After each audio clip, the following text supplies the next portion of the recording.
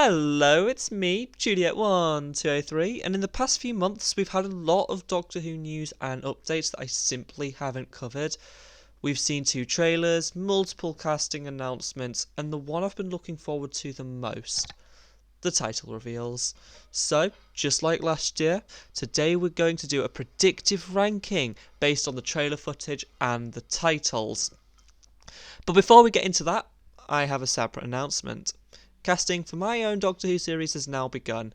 In the description, there is a casting call website where you could apply/audition for a role.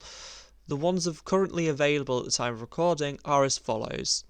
I need voices for the Doctor and their companions, known as Jessie, Sam and Blake, as well as background voices and then voices for side characters. I also need 3 writers for separate stories, with all the information for those stories in the casting call website as well. As well as that, there are information of the characters on that same website and in the Discord, which are both linked in the description below. If you're interested at all, please come and check it out. I do need the help. Now, back to the video. Now, because of Joy to the World and it already being released, I'm going to try and predict where I would place it compared to the other stories. It'll probably be my more accurate one, being the only story that has actually been released. I'll also be using a fan-made trailer, as an aid to help rank these stories in my prediction. This trailer is made by Gallifrey Forever 97, whose channel is also linked in the description below. For copyright purposes, I will not be using his amazing teaser in this video, but I will be linking that in the description as well anyway. I am also doing this based on the titles and 2 main trailers alone. Leaks, teasers and theories will be ignored since I have purposefully not looked into them. 2-part episodes are also going to be classed as one story, as they were last time. I think it's pretty safe to assume that the finale is going to be a 2-parter. So that story will be ranked as 1. Finally, we'll be talking about the trailers and some of what they reveal, so a spoiler warning is now in effect. With that being said, let's get on to it with my 8th pick. This episode looks like it's going to be more of a futuristic and alien story. It also looks like it's going to be a mysterious one, and going off the second trailer, I think it might be set in the 51st century. So I also kind of feel like it may be a base under siege story. The reason this one's at the bottom of the list is simply because of the title. It kind of feels boring. I also am not a huge fan of base under siege stories, since I feel like they're kind of predictable. Don't get me wrong, there are some good ones. Under the Lake / Before the Flood and Impossible Planet / Satan Pit, for example. But when people talk about base under siege stories, the first ones that come to mind are Sleep No More and 42. And you know how I feel about them. The common thread between those 2 stories and the ones I like and dislike. The ones I like are 2-part stories, giving them more time to flesh out the scenario, making it less predictable. But with the world looking to be a single-part story, I feel like it could be another case of 42 and Sleep No More, and I really, really do not like those 2 stories. Well, I guess it's time for a mini review, considering this is the only time I've talked about Joy to the World. I never did a video on it, or what I thought, because I wanted to include it in this video and in my actual ranking of the series. And I didn't care for it. I didn't care for it much at all. It was a classic run-of-the-mill mystery with a time travel twist. Now, Moffat is famous for having bad and underwhelming Christmas episodes, in my opinion. His best one being his first, and his other best being his last as showrunner. I think what upset me the most about this story is how little Nicola Coughlin's role ended up being. When I heard she was going to be in Doctor Who, I was excited because I loved her performance in Derry Girls and I find her incredibly entertaining.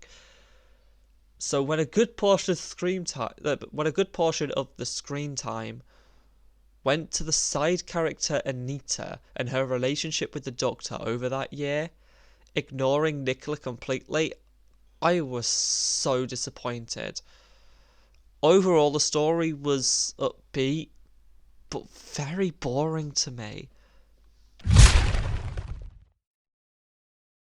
Now it gets hard. Now it gets really, really hard. I struggled placing the rest of these stories on the list because of how amazing they looked and sounded. The house on the back of the spider in the trailer looks so good, and the action we've seen for the story so far feels amazing.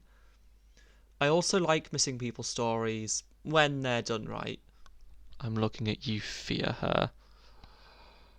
And because this feels like that, but on an epic scale, damn, I'm excited. The title, however, is a bit of a mouthful, which is why it's down at number 6. If you saw my predictive ranking for the previous series, then you know I'm a fan of musical themed episodes and shows. That's why I was so excited for The Devil's Chord. This episode is also written by Juno Dawson, the fabulous and amazing writer of the audio Doctor Who Redacted. If you haven't listened to it yet, I highly recommend you do so before this episode drops. It has 16 episodes across its 2-season run, all half an hour long. If you can get past the cringe Blue Box Files intro, this will prove Dawson's ability to write. Now, the reason this is 5th is simply because of the title. Again, okay, there's going to be a running theme within this episode and this series, isn't there? Just like the previous story, it's a damn mouthful. Yeah, I definitely see a running theme.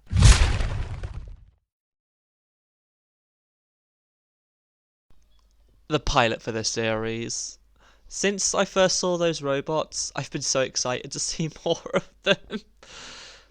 I want to know why they want Belinda and what this revolution is about. I also think they have some form of augmented Dalek technology because of this shot. Because this shot from the trailer, it would be safer to say that the Daleks will be making an appearance in this story, but I don't think so, since the story has to juggle the introduction of Belinda Chandra, along with reintroducing the Doctor and the series arc. Having the Daleks in there too would mean there is so much going on, especially for a single part story. If the Daleks were to return, they need their own. Kind of like how they handled the Dalek in Christopher Eccleston's run.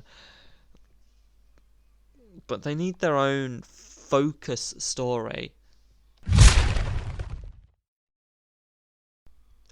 Here we are, the finale. Last time I put the finale dead last, and I couldn't have been so damn wrong. This feels like a more accurate spot for this finale. I also have no idea if this is actually a two-parter, but based on the footage we've seen for Reality War and the title itself, it's pretty safe to assume it's part 2. So this is where we're going to find answers for Mrs. Flood. I think that's what I'm most excited for, as well as the return of Mel. I've actually been watching more of Seven and Mel, so it's safe to say I'm quite hyped to see her again. A short, sweet title. This story is also set in the 50s/60s, and I can't wait to see what the team do when they send the Doctor and Belinda into animation. Also, bringing animated characters to life is something I absolutely adore, so seeing Mr. Ringading climb out of the cinema screen like his wish has been fulfilled while terrorising the citizens is so cool. I also think that because of the time period, the Doctor and Belinda will be faced with extra hardships because of their skin colour. If this isn't addressed, I am going to be a little shocked and disappointed with Russell T Davies. That's going to be an amazing opportunity for that in the story, and it'll fit right in there as well. I think we all saw this coming. I love Horror Who. 73 Yards was top ranking for my season 1, and I absolutely love that we get another Ruby focused horror like story. Millie Gibson did so well at presenting the fear of isolation in 73 Yards, and I think this is going to be another Doctor Light episode. I also would love it if this episode is a continuation of 73 Yards, as like it was hinted at in Empire of Death. Honestly, this one brings me a lot of hope. And that is everything for my predictive ranking for season 2 of Doctor Who. If you guys do enjoy, then please leave a like. Again, casting call in the description. Please go and check it out. I can't do this project alone, and I really want to get it out for summer next year. So, yeah. Thank you all very much for watching. If you agree or disagree with my placings, then please tell me what you would rank them in the comments. And we will see you in the next one. Goodbye.